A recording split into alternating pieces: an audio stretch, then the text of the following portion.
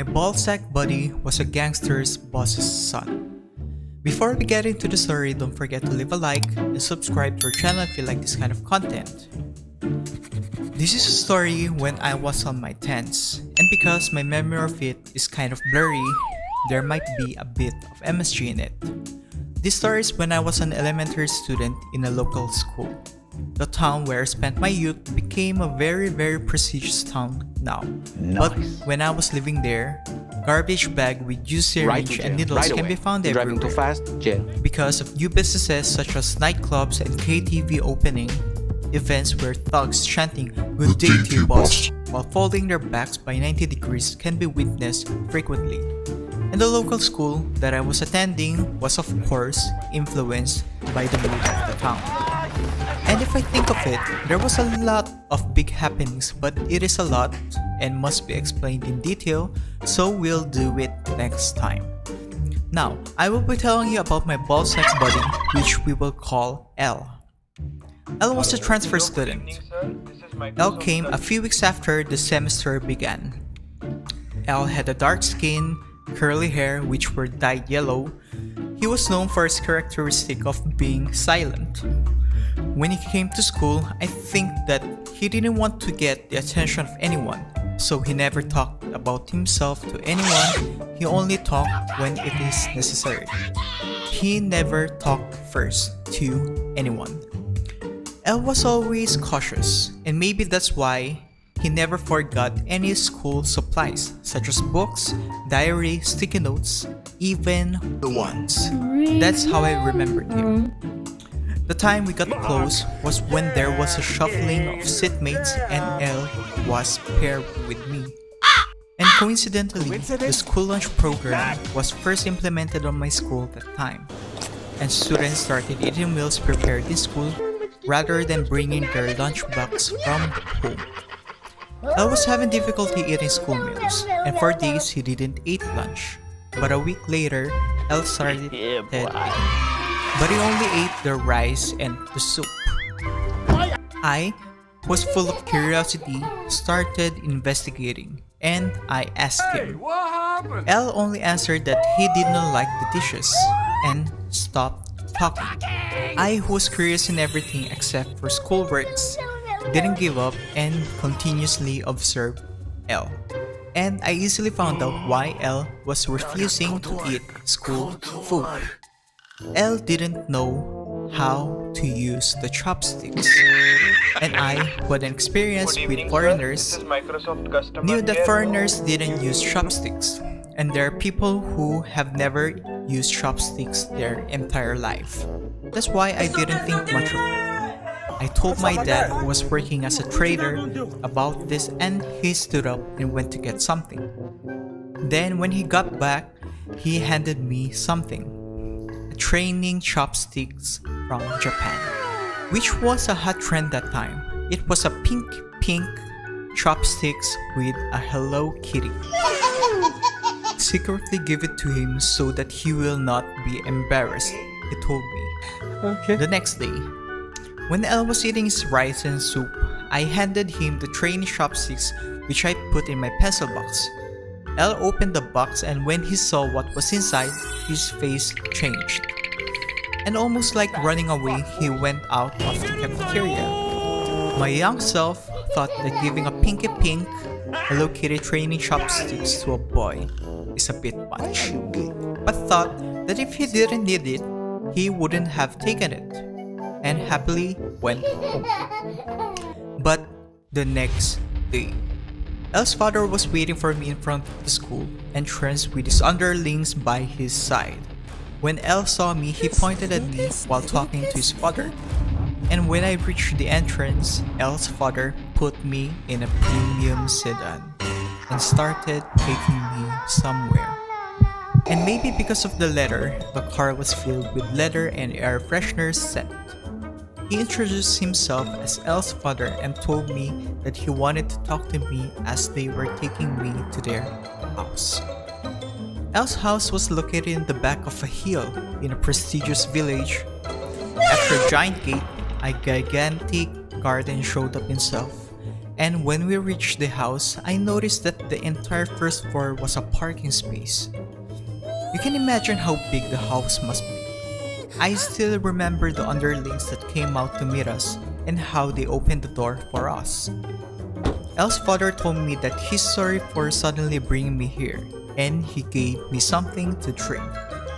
He told the others to go away, and he silently told me. To be honest, Elle grew up without a mother and might be different from other kids. And before he transferred to your school, he had difficulty in adapting to his previous school. I've heard that you handed him a tray of chopsticks secretly without letting the other kids know, and I'm really thankful for it. And he tried to hand me money and to use it as I want. And because I was told by my parents to never accept money from other people, I humbly declined and said that I only did what I must do as a seatmate. He's stupid. After hearing this, Elle's father told me that I was a freaking good boy while continuously slapping my back. And he added, "Continue to look after Elle." Sir, yes, sir! He told his driver to take us to school, and we were back at school. My brain was confused as a lot of things happened in a short period of time. But as I mentioned before, this thing frequently happened in this town. So I was back to normal in no time and thought there are also people like them, and went home happy. Elle's father was sure that I was not an ordinary kid, as my expression didn't change when they brought me to the car. After that, Elle drastically became lively, started getting interested in my things, and started talking to me.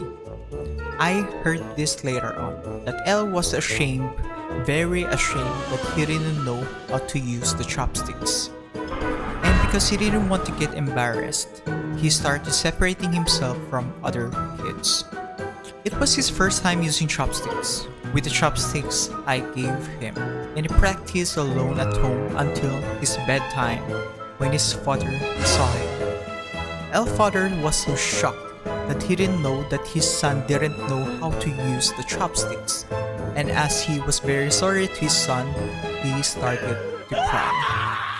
The fact that he didn't know was found out by his son's seatmate. Even though he was very busy, he personally came to meet me. Nice.